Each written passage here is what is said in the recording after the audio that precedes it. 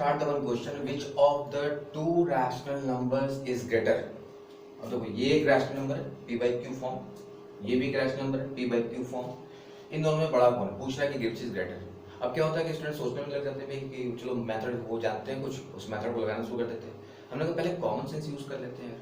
क्या ये देखो, ये नेगेटिव है, ये जीरो के लेफ्ट में है, ये क्या है पॉजिटिव है, जीरो के राइट में है। ऑब्वियस हो गया, कुछ करने की जरूरत ही नहीं है। क्या ये बड़ा हो गया?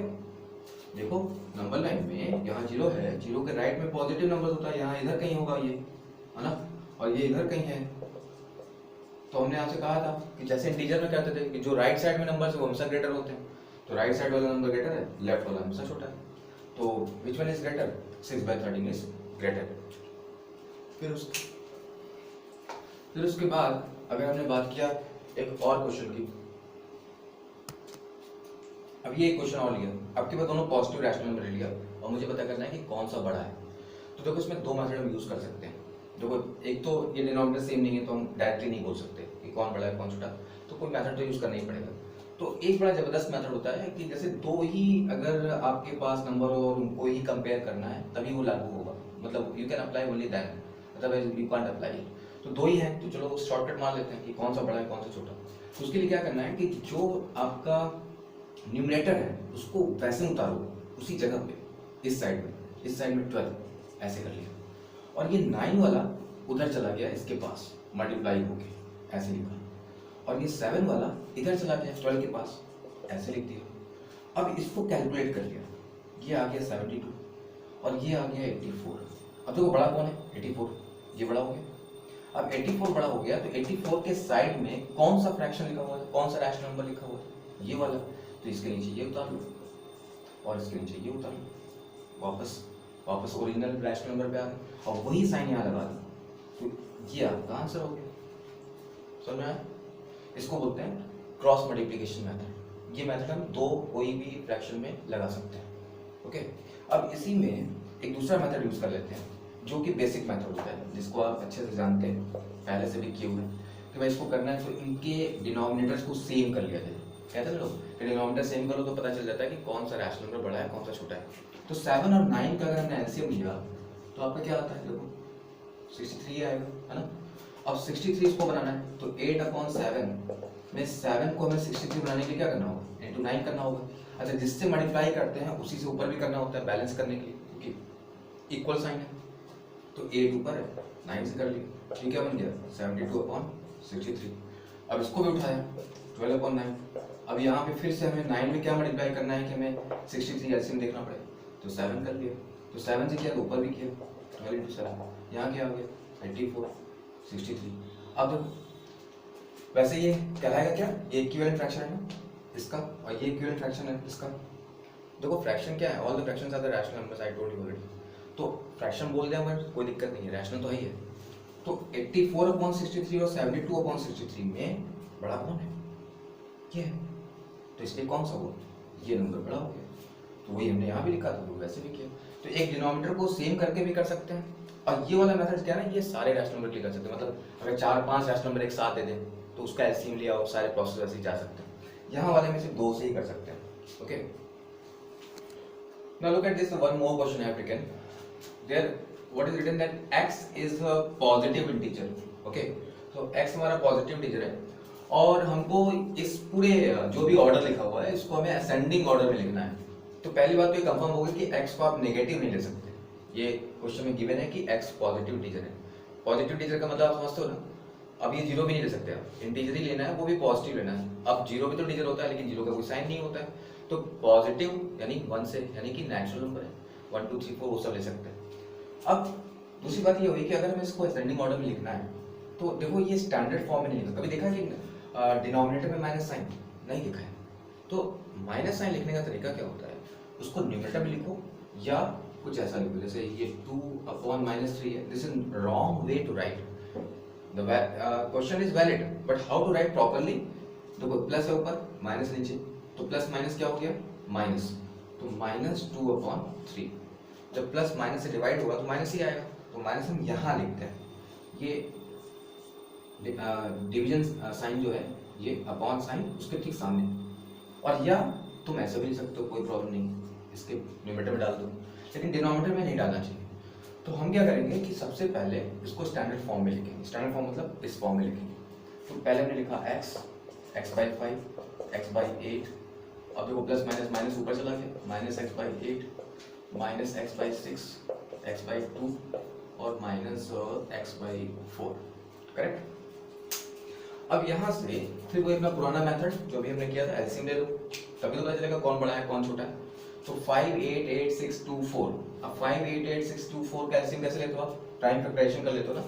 जैसे यहाँ पे आपने किया अगर 5 8 8 6 2 4, तो आप ऐसे करते हो, 2 से डिवाइड करते हो आप यहाँ पे ऐसे करके, फिर 2 से आप करते हो, है कि नहीं, फिर 2 से किया। अब ये 3 और 5 है, इसको मल्टीप्लाई कर लोगे तो वही जाएगा। तो 2 जा 4, 2 जा 8, 5 जा 40, 43 जा 120। तो 120 इज द एलसीएम। तो अब हमने यहाँ पे इसको लिखा 120, ये इतना बड़ा अपॉन लगा कि 120 आप लिख लो। अब यहाँ से देखो ये तो अपॉन 1 कर लो, तो 1 will divide 120, 120 into x will be 120x, comma 5 will divide this 120, how much? 24, 24 into x, 24x, 8 will divide this 15, 15 into x, 15x, comma 8 will divide again minus 15x, क्योंकि ये माइनस साइन है यहाँ पे minus लिखेंगे, ये 15 है। यहाँ देखो 20 आया है ना, 20 आया, यहाँ क्या हो जाएगा -20x, है कि नहीं। फिर यहाँ पे ये है तो 60x, मतलब ये डिवाइड करो और लिखते चलो, 4 3 30, 30 माइनस -30x, है कि नहीं।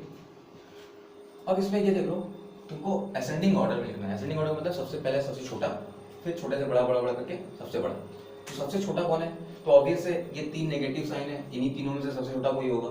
अब इन तीनों में जो सबसे टुवर्ड्स लेफ्ट आ जाए, याद है ना नंबर लाइन पे जो सबसे जीरो के इधर आए इस तरफ, वो सबसे छोटा हुआ। तो देखो ये आएगा सबसे लेफ्ट में, टुवर्ड्स लेफ्ट।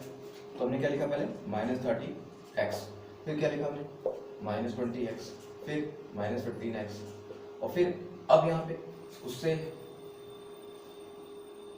उससे बड़ा, यहाँ तो ऑर्डर ही में लिखा हुआ 15x, 24x और 120x, और अपॉन 120 चल रहा है ना।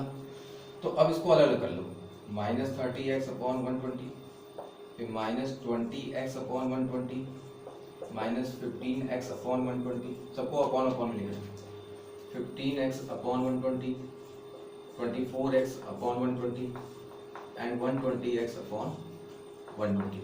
ये करने के बाद इसके नीचे, अब देखो यहाँ पे एक थोड़ा मिस्टेक होगी, तो मिस हो गया था, उसको ठीक कर लेना। यहाँ पे ये 60x वाला छूट गया था, 60x लिखना था, फिर ये 60x अपॉन 120 और 120x अपॉन 120, ये सही किया। अब उसके बाद हमने क्या किया कि ये जो थे, ये तुम्हारे जो ओरिजिनल वाले थे उसको इसके नीचे लिख दो। अब देखो ये -30 कहाँ था, यहाँ देखो यहाँ था, है ना, ये वाला -30 यहाँ था। अब ये वाला आया कहाँ से था, यहाँ से आया था, इसको पकड़ो पहले, इसके नीचे इसको लिख दो, ठीक है ना।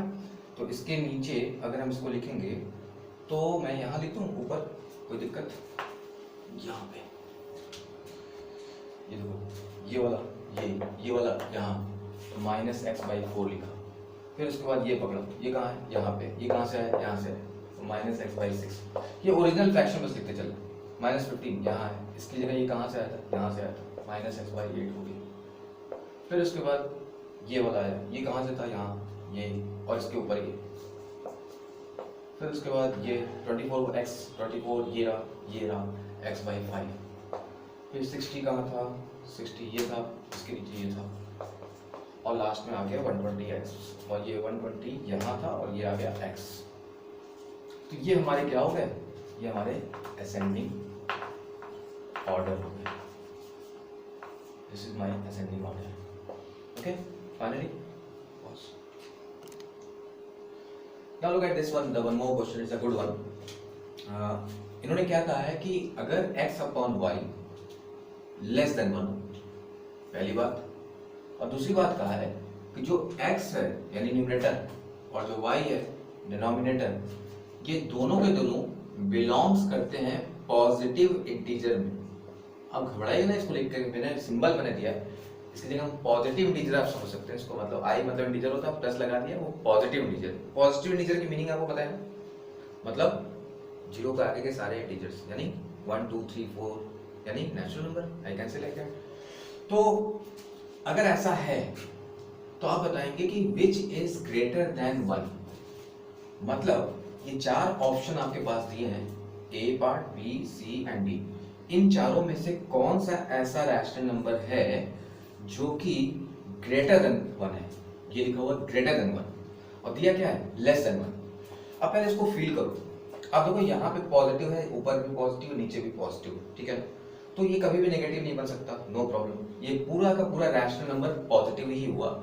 लेकिन वो लेस देन 1 है, तो less than 1 number rational number वो कौन से होते हैं, वो होते हैं प्रॉपर फ्रैक्शन। ध्यान दीजिए, जैसे अगर मैंने लिखा 2/3, तो ये प्रॉपर फ्रैक्शन है, ये हमेशा लेस देन 1 होगा, यानी इस तरह का नंबर है ये। और अगर मैंने इसको उल्टा कर दिया 3/2, तो ये क्या बन गया, ग्रेटर देन 1 बन गया। देख लीजिए, 3/2 अगर 2 से आप 3 को डिवाइड किए तो 1.5 नहीं आएगा, और 1.5 क्या होता है, मोर देन 1 होता है। तो वही तो वो पूछ रहा था, तो आपको ये फंसा रहा है कि ये लिख दिया, ये लिख दिया, ये लिख दिया, लिख दिया। आप आंसर कौन सा टिक करोगे, भाई x by y less than 1 है तो उसका रेसिप्रोकल हमेशा ग्रेटर देन 1 होगा, तो y by x is greater than 1। This is C part is my answer.